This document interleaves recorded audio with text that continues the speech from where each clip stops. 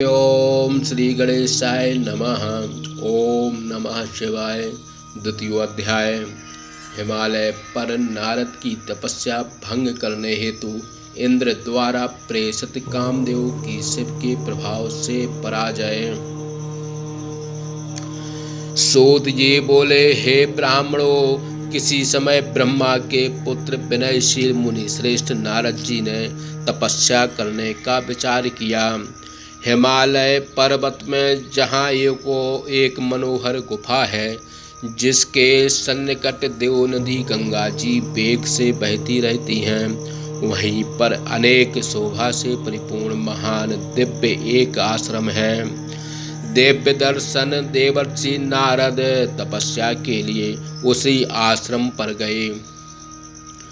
वे श्री नारद जी उस परम मनोहर आश्रम को देखकर बहुत काल पर्यंत तपस्या करने लगे।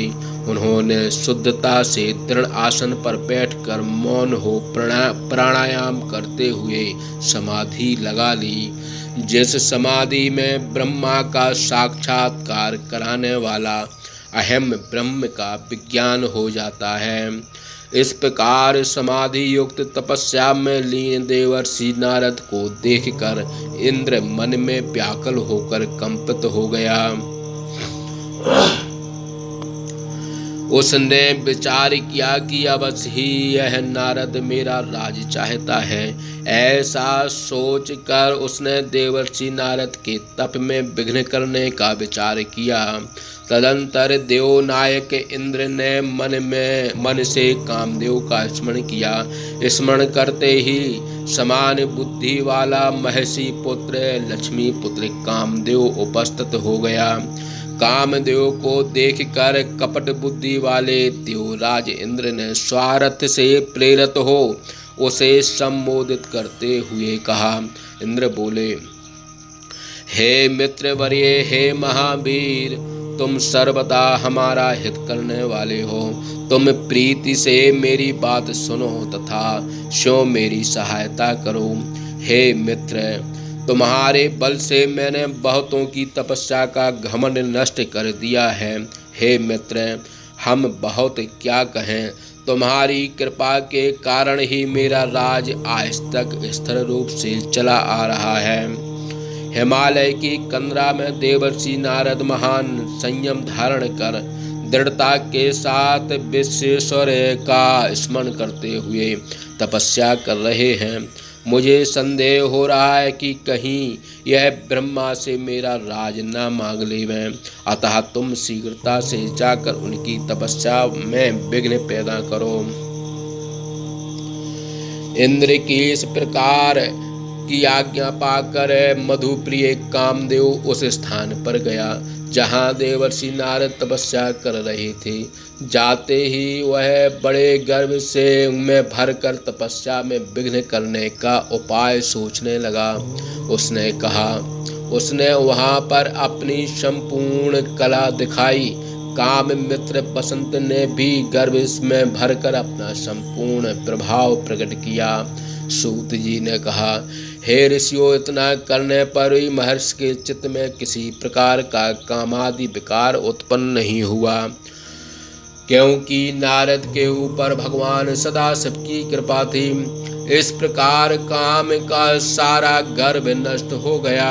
हे शौनकादि महर्षियों, इसका कारण यही था कि भगवान सदाशिव की कृपा देवर्षि नारद पर थी, जिससे कामदेव का कुछ भी प्रभाव न पड़ा। यह वही स्थान था जहाँ कामारी सदाशिव ने अत्यंत कठिन तप किया था और मुनियों के तप में विघ्न करने वाले काम को इसी स्थान पर जलाया था। इसी स्थान पर कामदेव के भस्म हो जाने पर देवताओं के साथ रति ने आकर कामदेव को पुनः जीवित करने के लिए प्रार्थना की थी।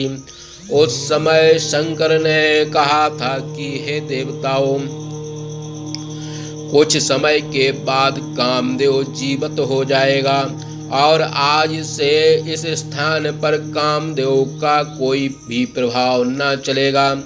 भगवान शंकर जी बोले, हे देवताओं, यहाँ पर स्थित होने पर जितनी भूमि दिखाई पड़ रही है वहाँ तक कामदेव का कोई बस नहीं चलेगा, इसमें संदेह नहीं। श्री भगवान शंकर जी ने उस स्थान को काम के प्रभाव से रहित कहा था, इसलिए नारद पर जब काम का कोई प्रभाव न पड़ा तो वह लज्जित मन हो देवर्षि नारद के स्थान को छोड़कर इंद्रलोक स्वर्ग में गया।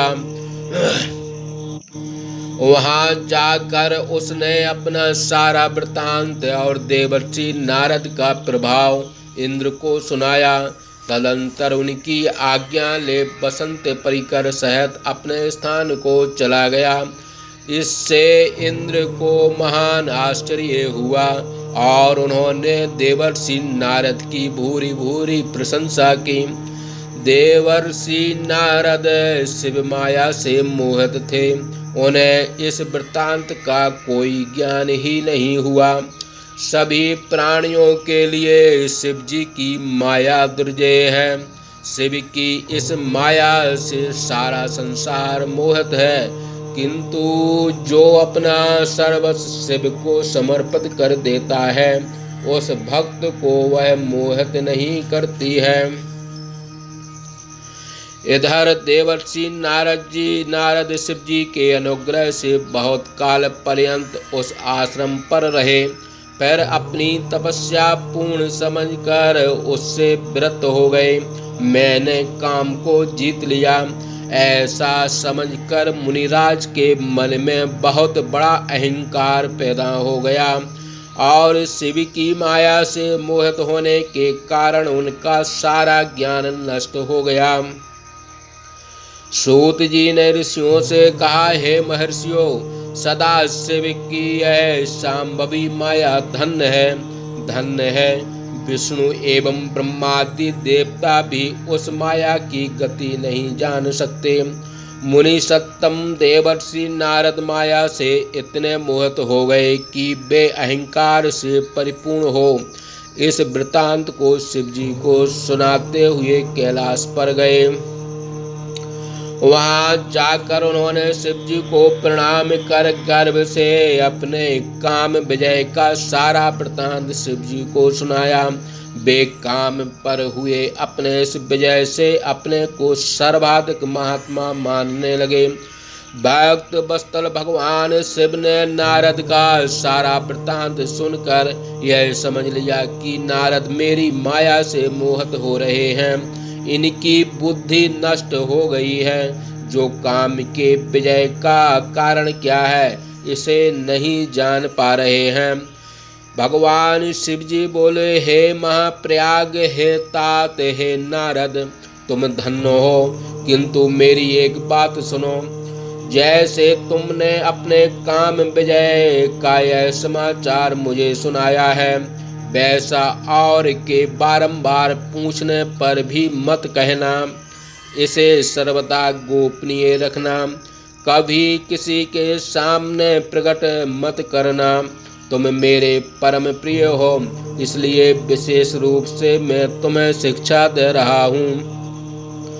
तुम विष्णु भक्त हो और विष्णु भक्त मेरे अनुगामी होते हैं। हे नारद जी शिव माया से मोहित थे। उन्होंने शिव जी की यह शिक्षा अपने अनुकूल प्रतीत नहीं हुई, क्योंकि भगवान रुद्र ही सबके बुद्धि में अनुप्रविष्ट रहते हैं। भय तपता बड़ी प्रबल होती है, कर्म की गति विलक्षण है, विलक्षण लोग हैं उसको जान सकते हैं। शंकर की इच्छा का अतिक्रमण करने में कोई भी जन सामर्थ्य नहीं हो सकता। अनंतर मुनिवर नारद ब्रह्मलोक को गए। उन्होंने ब्रह्मदेव को प्रणाम किया और उनसे भी अपने तपोबल द्वारा काम के विजय का वर्णन किया। इस बात को सुनकर ब्रह्मा ने शिव जी को प्रणाम किया और सब कारण जानकर अपने पुत्र देवर्षि नारद को मना किया। किंतु ज्ञानियों में श्रेष्ठ नारद जी ने ब्रह्मा की कही हुई बात को हितकारक न समझा, क्योंकि शिव की माया से मोहित होने के कारण उनके चित्त में अहंकार का अंकुर उत्पन्न हो गया था। इस लोक में शिव इच्छा बड़ी प्रबल होती है। उनकी इच्छा से जो होना होता है वही होता है। यह सारा जगत उनकी इच्छा के अधीन है। अहंकार से नारद की बुद्धि नष्ट हो गई थी। वे विष्णु लोक में अपने काम के व्यय जन अहंकार के अंकुर को मन में धारण करते हुए इस समाचार को सुनाने के लिए वहीं गए। नारद जी को आया देखकर विष्णु ने बड़ी शीघ्रता से उठकर उनका स्वागत सत्कार किया और सब कुछ जानते हुए भी नारद से गले लगाकर मिले। विष्णु ने नारद को अपने आसन पर बैठाया। फिर शिव का स्मरण करते हुए काम पर विजय करने वाले नारद से बड़े विनय के साथ उन्होंने कहा। विष्णु भगवान बोले, हे तात, तुम कहाँ से आ रहे हो? यहाँ आने का तुम्हारा क्या प्रयोजन है? हे मुनि शार्दूल, तुम धन्य हो, तुम्हारे आने से मैं पवित्र हो गया। विष्णु के वचन सुनते ही नारद गर्व से फूल उठे। उन्होंने बड़े अहंकार के साथ अपनी सारी घटना सुनाई। मुनि की बात सुनते ही विष्णु शिव जी के चरण कमलों का ध्यान कर उनके अहंकार का सारा कारण समझ गए। तदंतर शिवात्मा परम शिव भक्त सो बुद्धिमान विष्णु सिर झुकाकर और हाथ जोड़कर परमेश्वर सदा शिव की स्तुति करने लगे। भगवान श्री विष्णु बोले, हे देव देव, हे महादेव, हे परमेश्वर, आप मेरे ऊपर प्रसन्न हो, आप धन्य हैं और सर्व जगन मोहिनी, यह आपकी माया भी धन्य है। इत्यादि अनेक प्रकार से परमात्मा शिव की स्तुति कर शिव के चरण कमलों का ध्यान कर और नेत्र बंद करके मौन हो गए। तदंतर विश्वपालक विष्णु ने शिव जी जो करना चाहते हैं उसे जान लिया। फिर शिव की आज्ञा से वे मुनि सत्तम नारद जी से बोले। भगवान श्री विष्णु बोले, हे मुनि शार्दूल, हे उदार बुद्धे, हे महातपस्वी, आप धन्य हो। जिसमें कायिक वाचक मानसिक भक्ति नहीं है उसी को कामादिक विकार सर्वदा सताते रहते हैं।